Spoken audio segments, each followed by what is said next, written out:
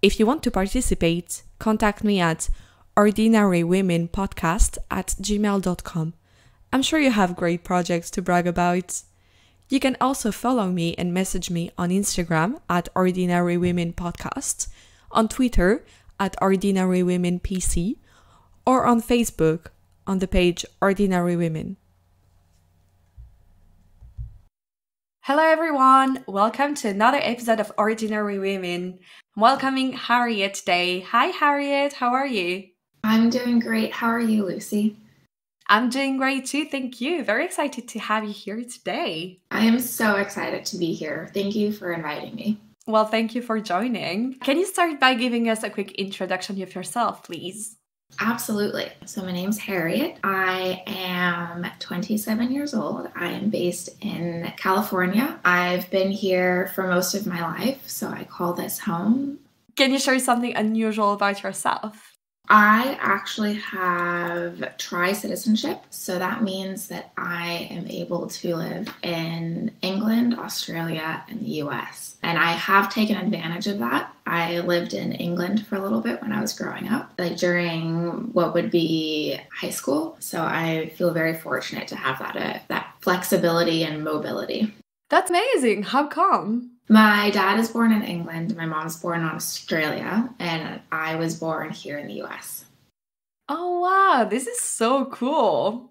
Thank you. Oh, nice. That must be also so easy to travel, like for visa. You must be able to go anywhere in the world. Yeah, I really do have a lot of flexibility. Actually, one of my life goals is to get a fourth citizenship. Where would you like it? I think I would like Singapore.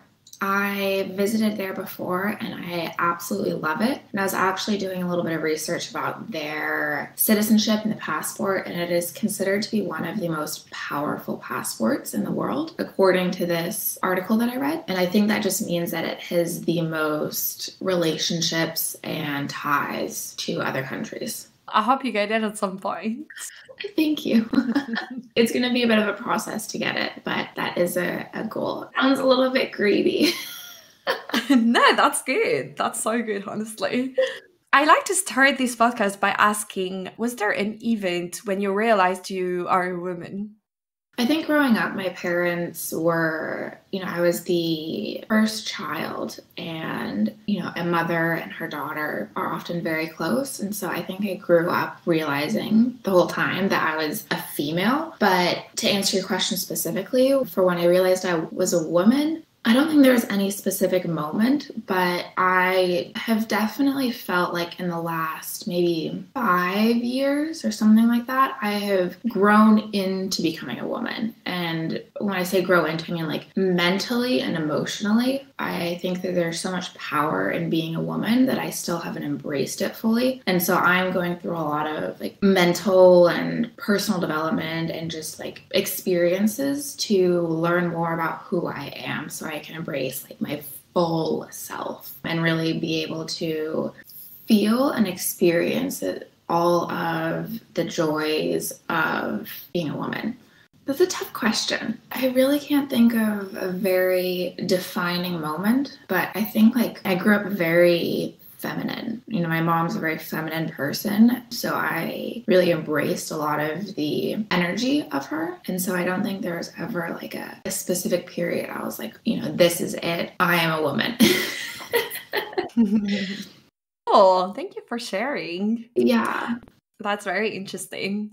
And did you grow up with any feminine role model? This is such an interesting question because I've actually spent years thinking about who my role model is or if I have one. And I've always looked up to my parents. I think they're very intelligent, well-experienced people, but I have never had a role model before. I think that I try to meet people and see the beautiful characteristics that they have and embrace those within myself. I feel like I'm a mix of everybody who I've met. And that may sound like I'm not embracing my own identity, but I consider it to be an evolution and a constant, like a Kaizen, constant improvement, learning how to do better each day. So there's not one particular person, but I feel like everybody who is in my life has contributed to who I am today. One, quote unquote person who really does push me is being able to be my best self for my future self.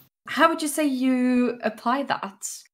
I'm a very goal-oriented person. Maybe I'm a very results-driven person, and I look at what needs to be done and who I need to be the person to achieve that. And so as part of that Kaizen that I was talking about earlier and embracing like the best of everybody in my life, I try to very critically look at how I need to improve myself to be able to achieve the goals that I want. And so I may not be embracing that from a characteristic of someone in my life, but it's a mental or, hopefully a subconscious shift that adjusts how I show up in the world. That's so interesting. So would you say you currently have any feminine role model or any role model at all?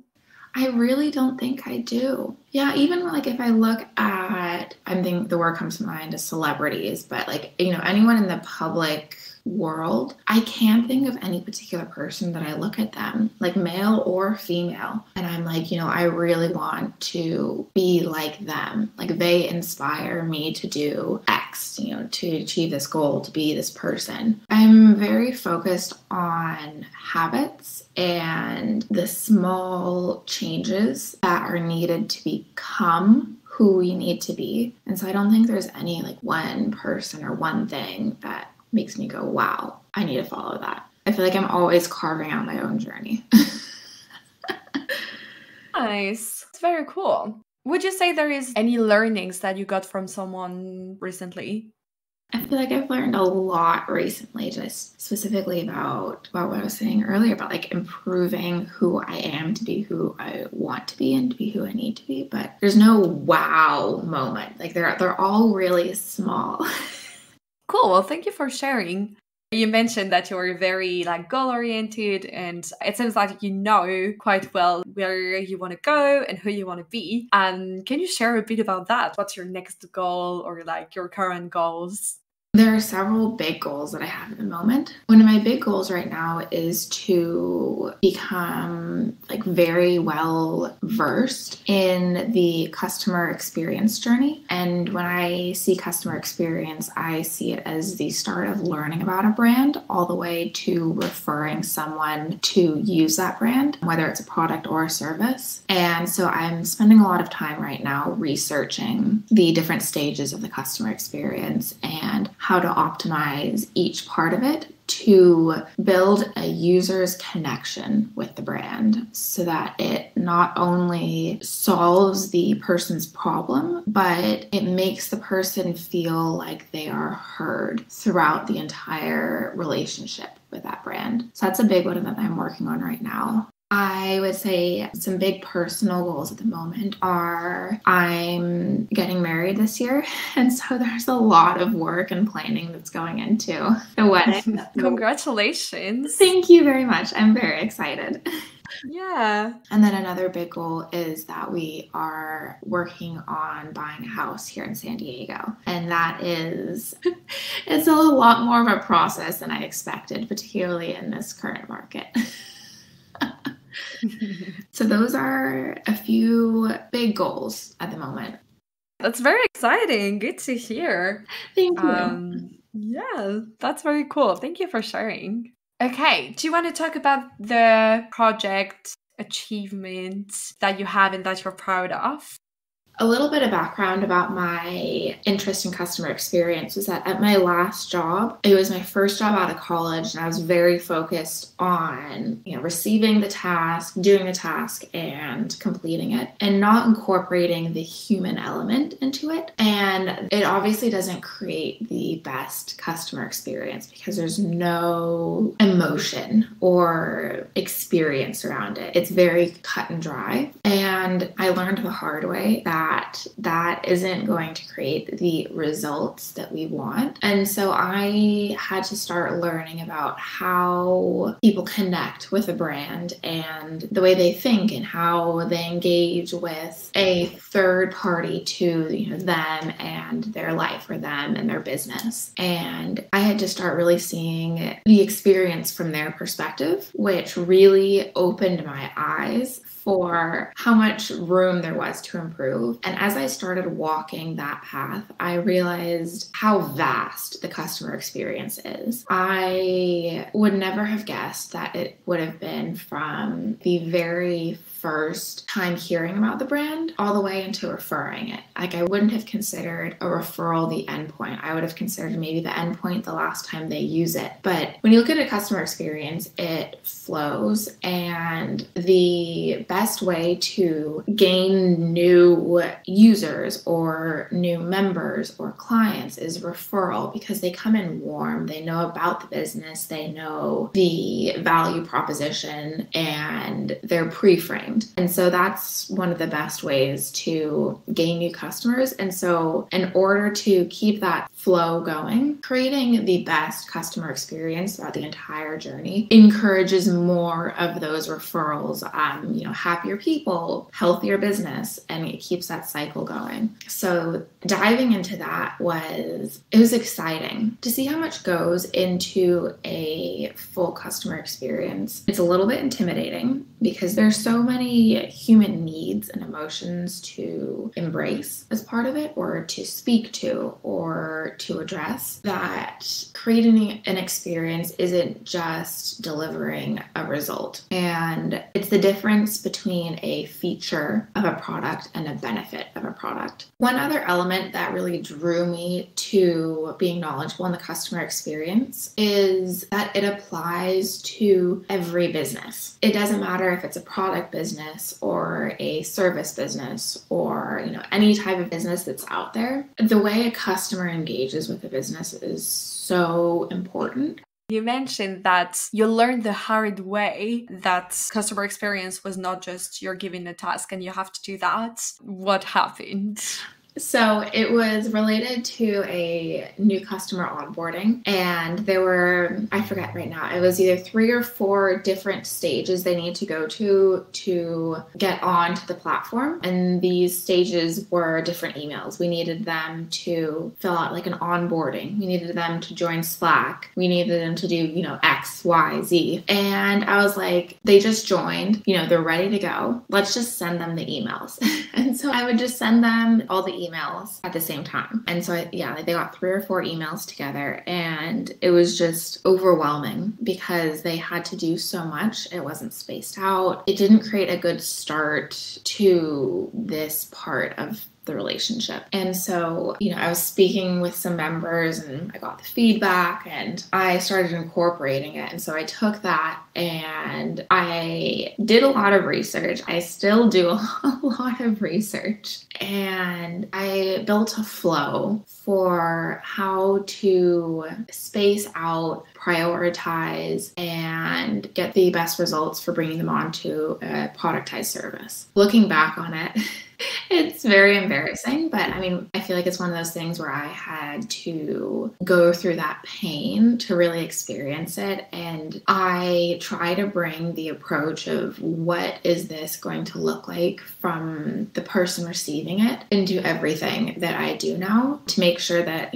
all the questions are answered or they feel like they're being heard. Oh, thank you so much for sharing. That's so interesting. But also, I guess, it was your first job, right? Yeah. Yeah, so it's also very normal. And why do you feel proud of yourself for now being more knowledgeable about customer experience? I am proud of it because for myself, I have come so far from that, those first few months in that job. But I'm also proud of it because I feel like it's such an important piece of a business, and I feel like a lot of companies don't embrace it right now. Now that I've spent time learning about customer experience and like these different stages, and if I'm like working with a new business, I'm like, okay, I'm in this stage right now and this is what needs to happen to make me a raving fan. And so many businesses don't think of how their systems impact the customer. They're thinking about the easiest or most efficient way for their team members to do it, and that doesn't equate for the best interaction with their client. And I'm proud to be on this journey because I think that people are starting to recognize it more and more. And I feel like I can make a big impact with the companies that I work at, or in the future, maybe companies I work with, to make their business successful. For me, having started researching this years ago, I think that it puts me in a pretty good position to have time on my side where I understand from a, maybe middle level what a customer experience looks like yet. I wouldn't say that I'm an expert, but I would really like to get there. And I think that I could have a really big impact on the world with this knowledge. And so it excites me to see how I can, not just impact the people I'm working with and, maybe the secondary of people that I'm working with, but also how I could make just the world in general be improved by this. I think there's a lot of additional stakeholders in relationships, like particularly business relationships, that people don't consider. And I think that as part of like the full customer experience, it's taking them into account. And so I think I could really impact that whole relationship. Cool. That's so nice. And yeah, definitely like reasons to be proud of it. Thank you for sharing. Yeah. That's really cool. Of course. It's definitely a work in progress, and I feel like it's something that it's going to be a work in progress for the rest of my life. But I'm excited to have found it. It feels like that thing that I really connect with. And I'm so early on in this journey, but it's it's something that I think about in the bath. Like I will be listening to my customer experience books and I'll be like, oh, this is fascinating and I'm enjoying it. And it gives me energy, which is something that's so important to me. Definitely. Oh, that's so cool. That's very nice. And so how long do you think there was between the moment you found it and started to actually do something about it? I think there was a time delay from when I first heard the feedback to when I internalized the feedback to when I found resources that could help me address it. I think it may have been like a month or two between first hearing and intrinsically understanding how I needed to improve. And when I say how I needed to improve, I don't mean like these are the steps that I'm going to take and this is what I need to do, but it's like I need to start researching this, and I have taken the first step to understanding what I can do better. Cool. And what were these steps? How did you do it? The biggest catalyst for me was speaking with someone who was in a similar business at the time and had gone through these challenges and found a book that really changed the way he approached his customer experience. And he shared it with me and it blew my mind. For me, it was groundbreaking to break out a customer journey into 8 different steps and to realize that there are so many different ways to achieve that. And from reading that book, I did a design thinking exercise with the people I was working with. And we brought out these dozens and dozens of sticky notes. And these are like sticky notes ranging from like a size of a paper all the way down to like, the little tiny micro sticky notes. And we did them all over the office wall, and probably half of every single wall was covered in sticky notes. And we were outlining, what are all the ways that we could improve this experience. And with design thinking, there's no wrong answer. You start out and you put any idea that comes to your head. And the theory is that you start with all the bad ideas. And then as you get those out, you come to the better ideas and you start thinking more out of the box, and you get those, oh my gosh, this is a crazy idea, but what if we? And that is one of my favorite phrases to hear from someone I work with, because it means that they've felt the pain and they've thought so far outside of the box that it breaks the mold that we're working within, and it just takes us on a whole new trajectory. And so going through that design thinking exercise, we had a lot of these like, oh my goodness, what if? And at the end of this design thinking, we must have had, I don't know, maybe 300 sticky notes on the wall. And we wrote it all out. We wrote out the ideas, and, so we're like, okay, this is what we have. What are the best ones? And we would start voting. We would get those little sticky dots and we would vote on, I think this is a good one. And we started organizing them based on what we thought was best. And we would follow that thread and build a bridge from every stage of the customer experience so that it was cohesive. It was cohesive for the person going through the experience, but also if they referred someone. It's interesting. The person who is doing the referring is very invested in the experience of the person who's the referee. And so there are a lot of different planes that need to be taken into account when considering the customer experience. And so going through that process of designing the customer experience in our office with the 300 sticky notes, we could do so much, but it's really that direct feedback from the customer where we learn how to make the process magical. And I remember the first time a member went through and called the process world class. It just made the hundreds of hours that we had spent on designing it worth it. Even then, it's not done. It can always be improved. And so I think it's that constant evolution and continue to push it and make those wow moments at every part of the journey is something that I'm always working towards. So I don't think there's ever a completed version of it. Thank you for sharing. Was there anyone who had an impact on it?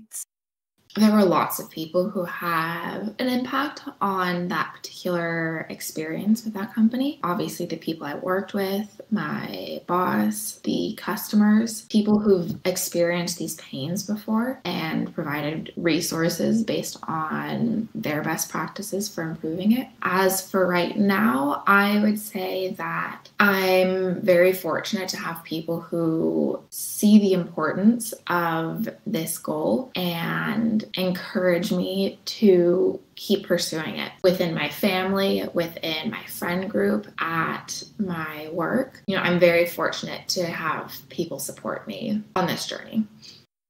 Yeah, that's always so important to have people supporting you. And you mentioned also earlier a book that was recommended to you. Do you remember the title and the author? Yes, the book is called Never Lose a Customer Again, Turn Any Sale into Lifelong Loyalty in 100 Days by Coleman. Cool. Thank you so much. Yeah, of course. It's one of my favorite books. Oh, fun. I'll have a look at it then. And have you faced any challenges? I think this whole journey started out of a challenge. That challenge being a lack of awareness of how our internal systems were affecting the customers. Along the way, there have been many challenges. I think a big one was when I got my next job, learning that customer and how to optimize an experience for them was a very exciting challenge because it was a true test that this process works for any type of business. And so re-walking through these steps was a little bit brain bending because I have my past experience with this with a very different type of customer. And so now kind of approaching these steps with a new frame and to work to create it for a new person. It was exciting, but it was very eye-opening. I think that a big challenge was to be that new customer and to develop the process for them. But I mean, along the way, there have been many smaller challenges. And I think from an internal perspective, a big one was creating systems and a process that can repeat this incredible experience for every person. There's so much that goes into it. If it's in, an 8-stage journey, for every stage, there may be, 5 to 50 internal steps that we need to do that the customer doesn't know about to really create the best experience for them. And so developing a systemized process was, that was unforgettable. Thank you so much for sharing. Yeah, that sounds very challenging. And was there, on the contrary, anything easier than you thought would have been? When I first thought about a customer experience, it was very overwhelming because there are so many different elements that go into it. Over time, I think I connected with it so deeply that it became easier, and it wasn't anything that I ever thought would be easier. But I am now, when I get asked a question, I'm like, okay, this is what I can see it from both the internal perspective, but also how it will look for a customer. And I never thought that I would be able to switch between those two perspectives quite so easy. I still have a long way to go. I'm only a few years into understanding this. So I have a lifetime ahead of me to improve and get better. But I think that has been the biggest thing that I didn't expect to happen. Thank you for sharing. I think we're going to conclude on that. Yeah, so interesting to hear. Yeah, of course. Thank you for asking. Before we end this episode, is there something you would like to say about this or about anything else? I would like to say that this is something I'm very passionate about, something I'm still learning. I have a long way to go, but it's an exciting, start to my journey. I think in like 5 or 10 years, I'm going to look back and be like, wow, I didn't know anything at this time. But I think that's something that is, I'm grateful to be on the journey. And I do wish for everybody to try new things and to lean into the challenges or anything that makes them uncomfortable. Like if they can see how understanding that would benefit their lives, I think that I would just say, don't be afraid to lean into what you don't know. I'm still working on doing that in so many different ways. Well, thank you so much for coming, and thank you so much for sharing all of this. It was so interesting. Yeah, I cannot wait to see how you grow into that, because I'm sure you're going to do great with it. Thank you so much, Lucy. Thank you for having me on. I am honored to be an ordinary woman, and I think that there's so many amazing ones of us out there. As usual in this podcast, the guest has the very last word, so the mic is yours. I'm going to end on the word love.